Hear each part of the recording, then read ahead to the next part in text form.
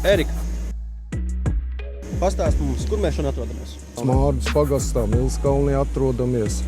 Tikko sākām mājas renovāciju. Es skatos, ka šeit jau ir mums norobežota teritorija ar žogu. Jā, ir. Jā, viss ir Uzstādījās kārtībā. stalažas.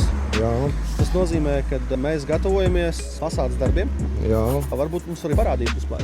Tātad fasādes darbiem, liek stalažas. Tad cik mājai stāv? 3 stāv 27 dzīvokļi mums 27 ir iekšā. Jā. Pagaidām mums viss notiek ļoti raiti, ļoti labi. Cik es esmu noskatījies, kad šīs namu apsaimniekotāji strādā ļoti labi. Mums praktiski pretenzijas pret viņiem pagaidām vēl nav nekāda. Es pat teiktu tā, ka varētu pat uzlielīt, jo strādā ļoti labi vīri.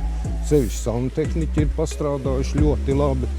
Un galvenais, kas ir, kad viņi visu dara ļoti tīri un smuki, lai dzīvokļus arī nepiesmērētu. Un cik es esmu kontaktējies ar citiem tukuma renovētajām mājām, tur ir cilvēki ļoti daudz sūdzējušies par netīrību, nekārtībām, bet mums pagaidām te nav ko sūdzēties.